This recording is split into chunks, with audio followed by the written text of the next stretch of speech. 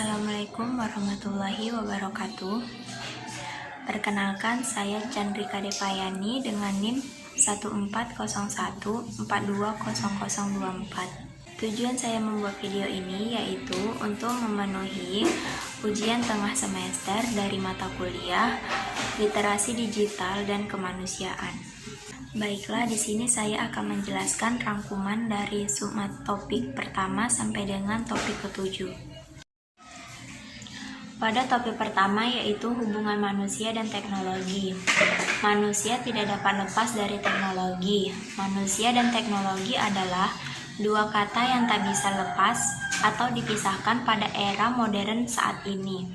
Kita tahu bahwa perkembangan teknologi yang sangat pesat pada saat ini seakan-akan memudahkan dan memanjakan manusia dalam menjalankan aktivitas kehidupannya. Hubungan manusia dan teknologi ini bisa kita temui di aktivitas yang kita biasa lakukan.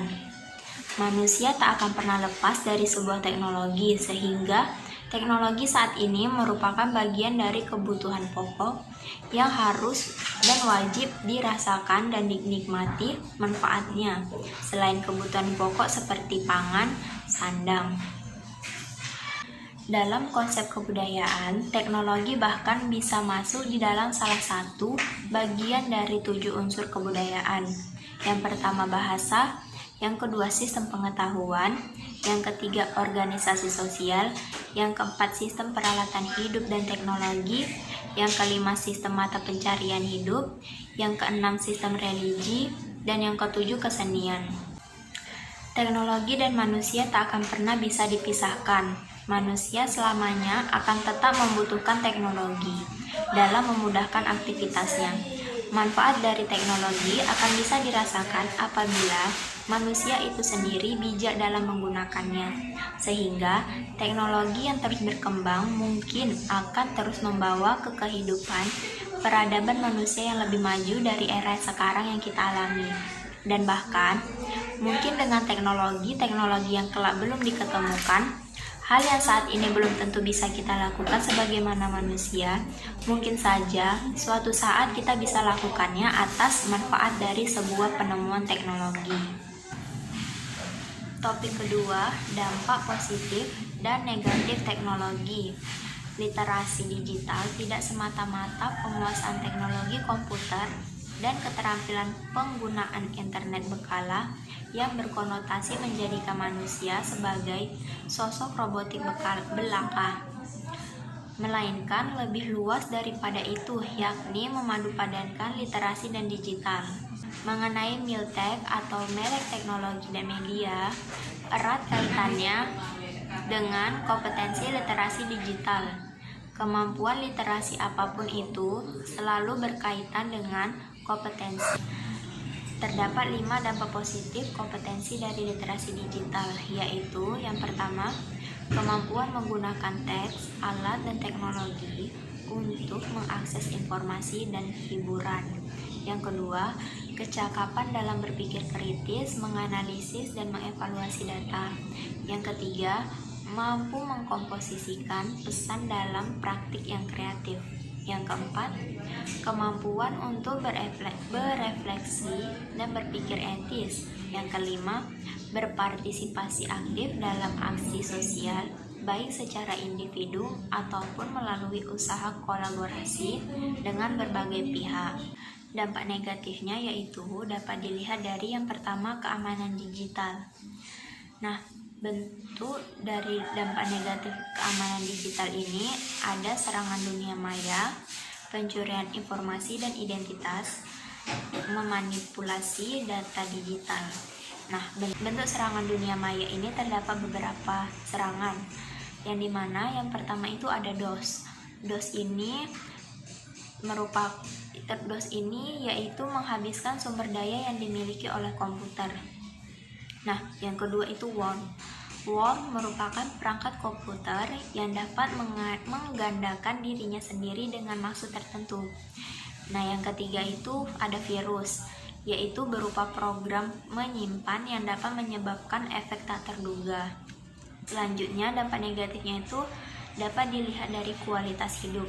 Nah, dari kualitas hidup ini dapat terbagi lagi, yaitu terdapat dari lingkungan hidup seperti sampah sampingan. Nah, yang selanjutnya itu masalah mental yang dimana ada kemajuan teknologi yang menjadi antisosial dan kecanduan gadget atau tertentu. Nah, dampak negatif yang ketiga yaitu dalam bidang ekonomi. Salah satunya yaitu pada pembunuhan pekerjaan seperti munculnya teknologi seperti ojek online. Nah, di sini dia dapat dalam beberapa waktu menyebabkan matinya keberadaan ojek offline. Selanjutnya topik ketiga yaitu konsep pemanfaatan Internet of Things atau IoT dan Big Data. Keberadaan perangkat keras seperti mobile phone, sensor, serta perangkat lunak seperti aplikasi, saat ini hampir semuanya dikendalikan oleh internet. Sehingga Internet of Things atau IoT adalah sebuah konsep di mana suatu objek yang memiliki kemampuan untuk mentransfer data melalui jaringan tanpa memerlukan interaksi manusia ke manusia atau manusia ke komputer. Nah, IoT ini berkembang dari konvergensi teknologi nirkabel, mikroelektromechanical system, dan internet. Selanjutnya yaitu mengenai Big Data. Big Data adalah istilah yang menggambarkan volume data yang besar, baik data yang terstruktur maupun data yang tidak terstruktur. Nah, Big Data ini telah digunakan dalam banyak bisnis. Tidak hanya besar data yang menjadi potensi utama, tetapi apa yang harus dilakukan organisasi dengan data tersebut.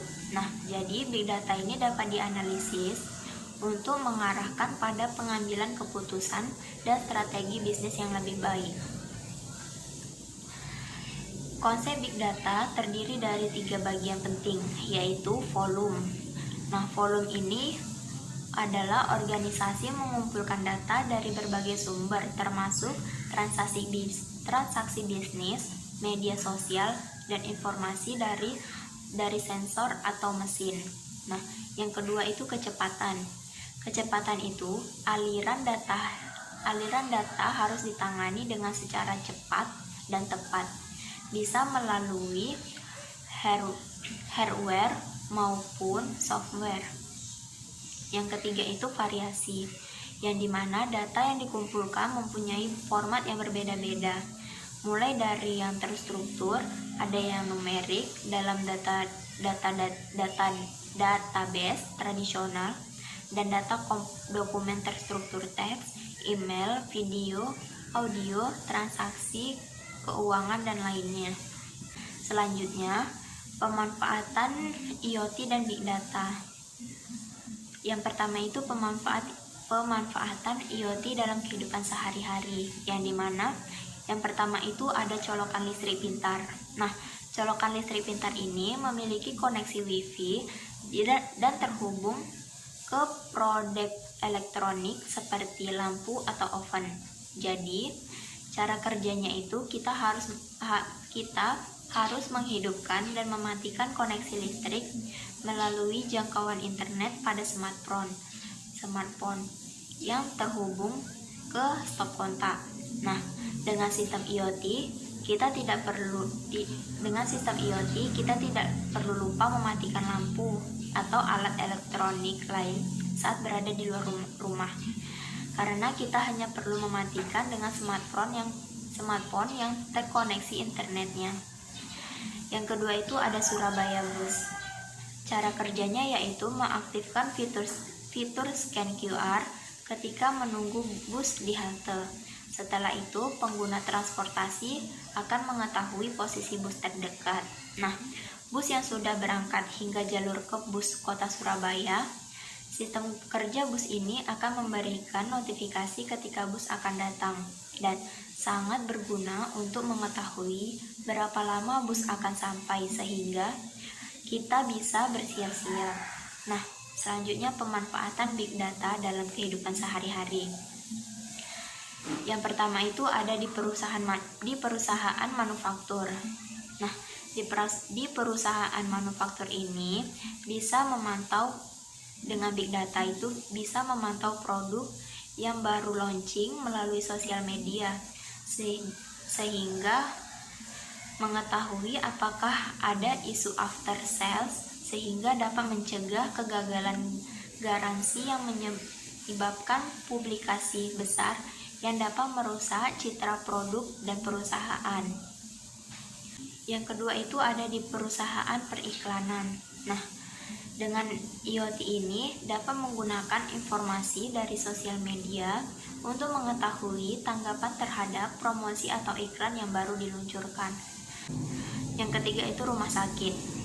Nah, dengan big data, rumah sakit dapat merekam catatan medis pasien, sehingga big data tersebut bisa digunakan untuk menganalisis kecenderungan sakit pasien.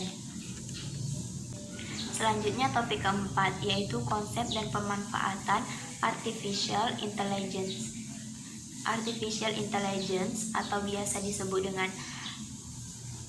AI, yang artinya kecerdasan buatan.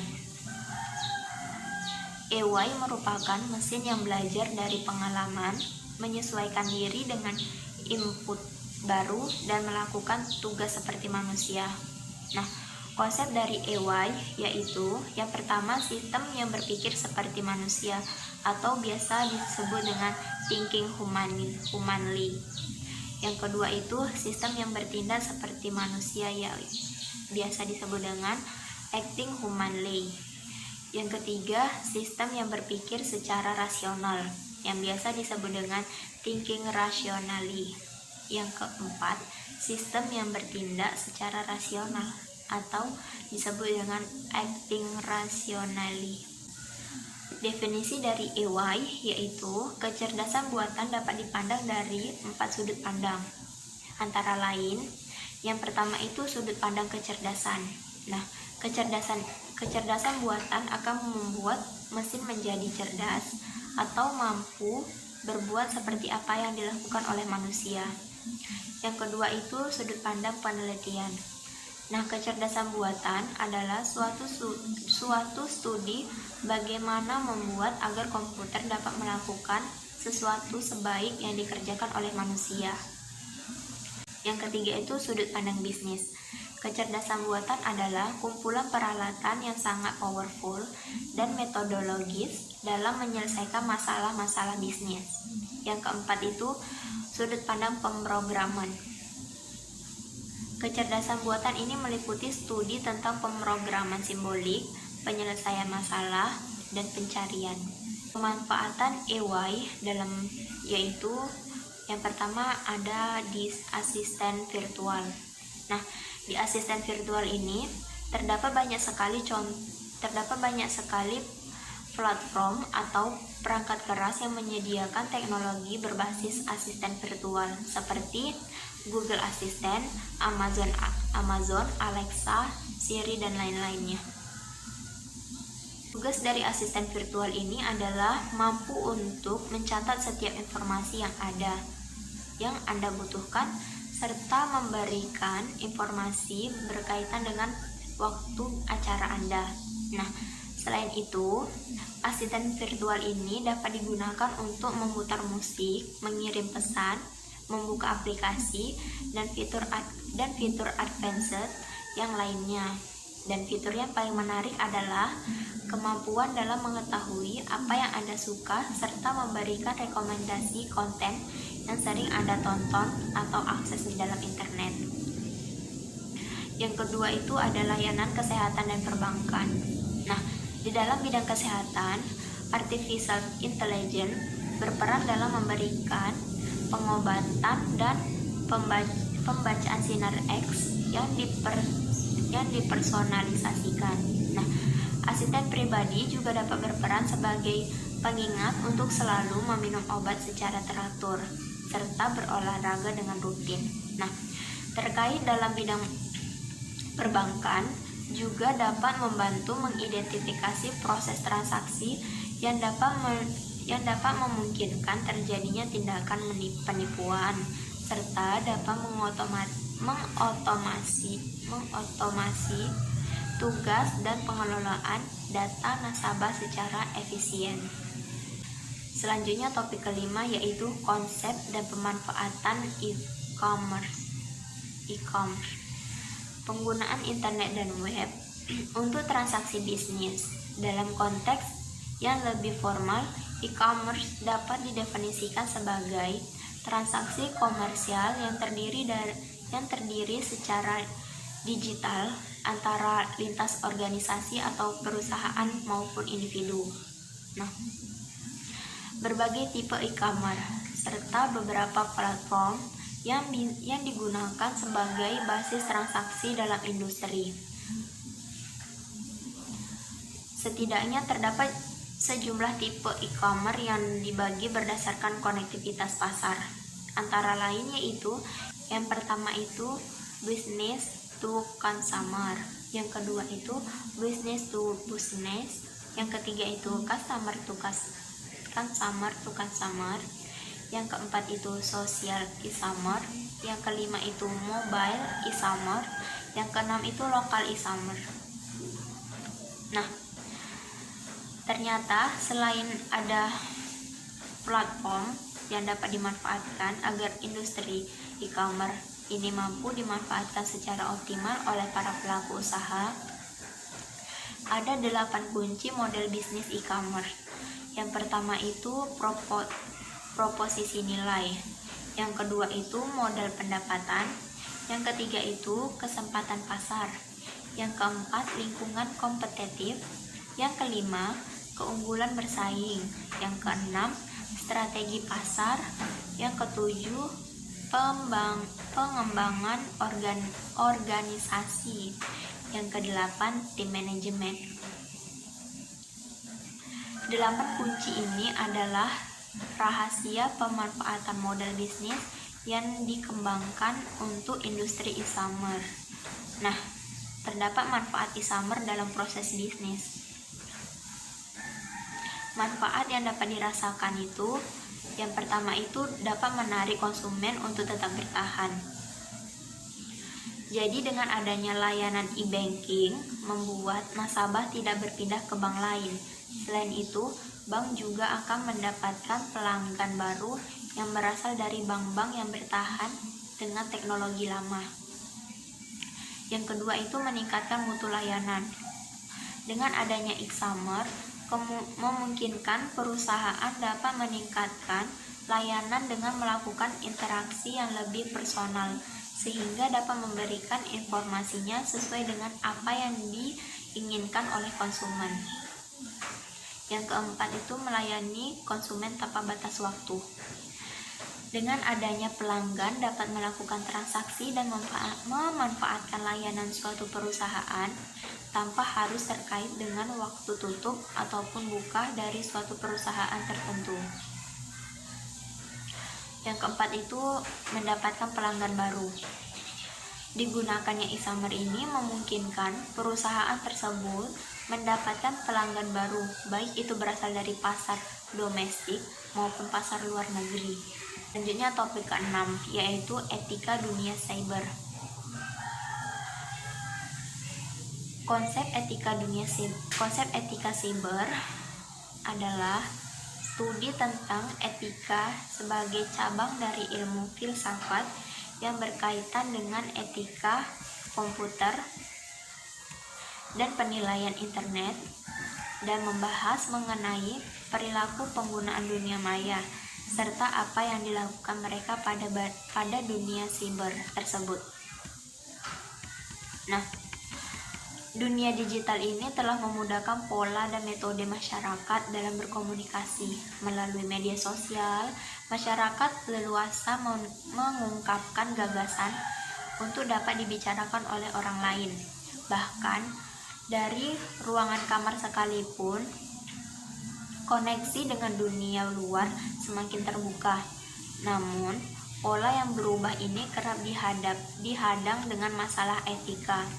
Masalah etika ini berhubungan dengan kepatutan masyarakat dalam berinteraksi di dunia digital menggunakan media sosial.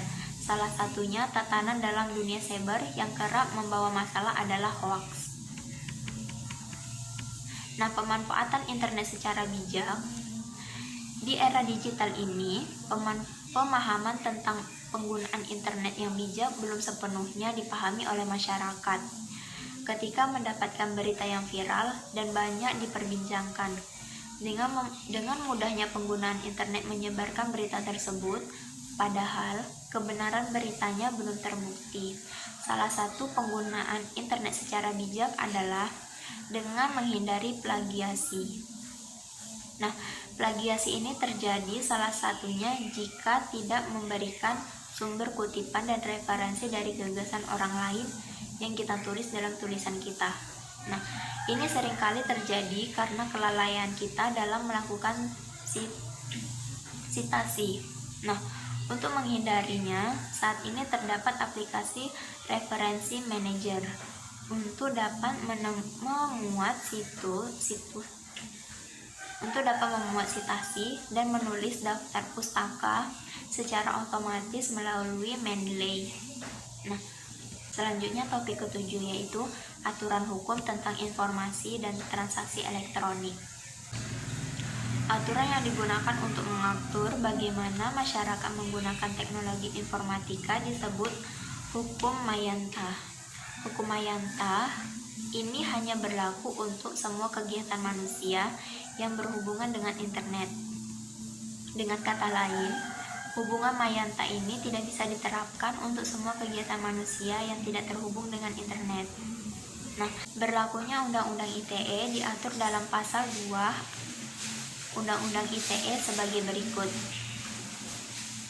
Pasal 2 Undang-Undang ITE dijelaskan bahwa yang dimaksud dengan merugikan kepentingan Indonesia adalah meliputi tetapi tidak terbatas pada merugikan kepentingan ekonomi nasional, perlindungan data strategis, harkat dan martabat bangsa, pertahanan dan keamanan negara, kedaulatan negara, warga negara, serta Badan Hukum Indonesia. Nah, Undang-Undang ITE ini mengatur perbuatan yang tidak boleh dilakukan di dunia maya serta dengan ancaman pidananya sebagai berikut. Yang pertama itu pasal 27 ayat 1, 2, 3, dan 4. Di sini setiap orang dengan sengaja dan tanpa hak mendistribusikan dan mentransmisikan dan atau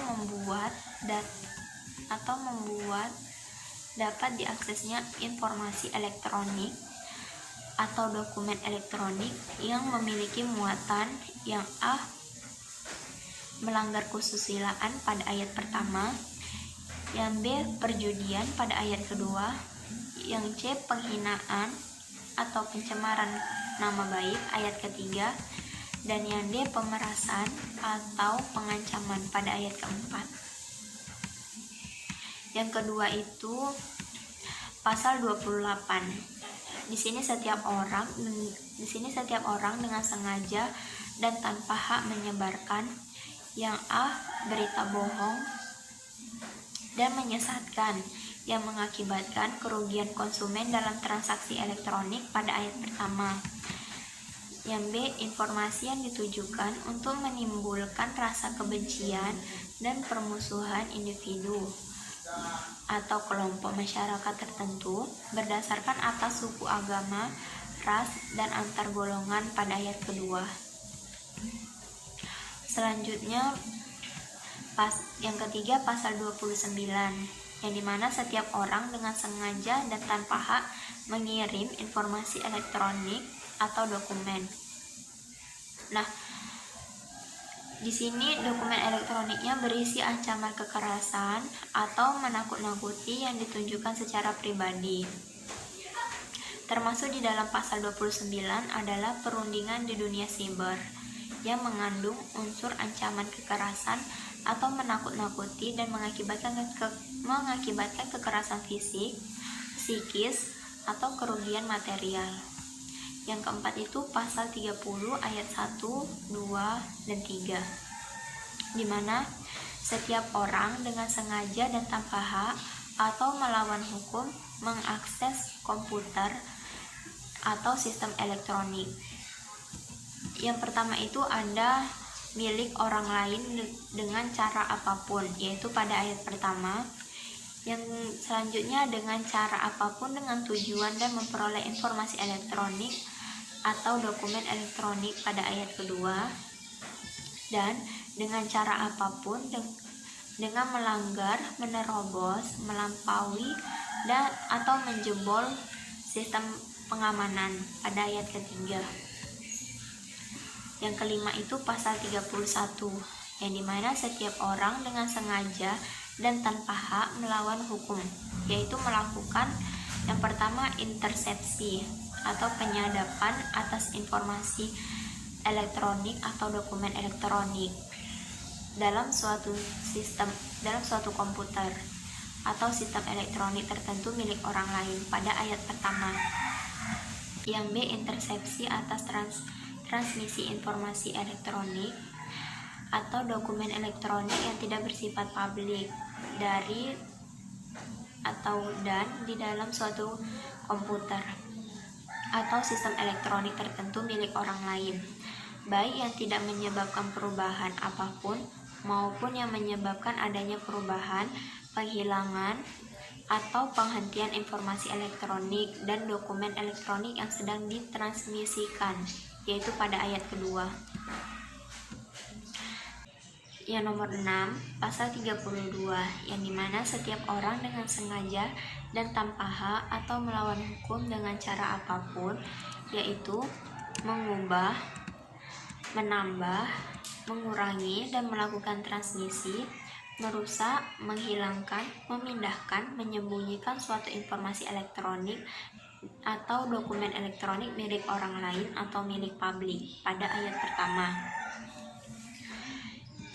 Yang selanjutnya, memindahkan atau mentransfer informasi elektronik atau dokumen elektronik pada sistem elektronik orang lain yang tidak berhak pada ayat kedua. Dan mengubah, menambahkan, mengurangi, dan melakukan transmisi, merusak, menghilangkan, atau memindahkan, menyembunyikan suatu informasi elektronik dan dokumen elektronik milik orang lain atau milik publik yang mengakibatkan terbukanya suatu informasi elektronik atau dokumen elektronik yang bersifat rahasia menjadi dapat diakses oleh publik dengan keutuhan data yang tidak sebagaimana mestinya, yaitu pada ayat ketiga. Nomor 7, pasal 33, yang dimana setiap orang dengan sengaja dan tanpa hak atau melawan hukum melakukan tindakan apapun yang berakibat terganggunya sistem elektronik atau mengakibatkan sistem elektronik menjadi tidak bekerja sebagaimana mestinya. Yang ke-8 itu pasal 34, yang dimana setiap orang dengan sengaja dan tanpa hak atau melawan hukum memproduksi, menjual, mengadakan untuk digunakan, mengimpor, mendistribusikan, menyediakan atau memiliki, yaitu A, perangkat keras dan perangkat lunak, yang dimana komputer yang dirancang secara khusus dikembangkan untuk memfasilitasi perbuatan sebagaimana yang dimaksud pada pasal 27 sampai dengan pasal 33. Yang B, sandi lewat komputer, kode akses, atau hal yang sejenis dengan itu, yang ditujukan agar sistem elektronik menjadi dapat diakses dengan tujuan memfasilitasi perbuatan sebagaimana yang dimaksud dengan pasal 27 sampai dengan pasal 33 ayat 1. Selanjutnya nomor 9 yaitu pasal 35, yang dimana setiap orang dengan sengaja dan tanpa hak atau melawan hukum melakukan manipulasi, penciptaan, perubahan, penghilangan, dan pengerusakan informasi elektronik atau dokumen elektronik dengan tujuan agar informasi elektronik dan dokumentasi elektronik tersebut dianggap seolah-olah data yang otentik. Nah, selanjutnya pasal 30, nomor 10 pasal 36, yang dimana setiap orang dengan sengaja dan tanpa hak atau melawan hukum melakukan perbuatan sebagaimana yang dimaksud dengan pasal 27 sampai pasal 34 yang mengakibatkan kerugian bagi orang lain. Sekian penjelasan rangkuman dari topik pertama dan sampai dengan topik ke-7 dari literasi digital dan kemanusiaan. Saya ucapkan terima kasih. Assalamualaikum warahmatullahi wabarakatuh.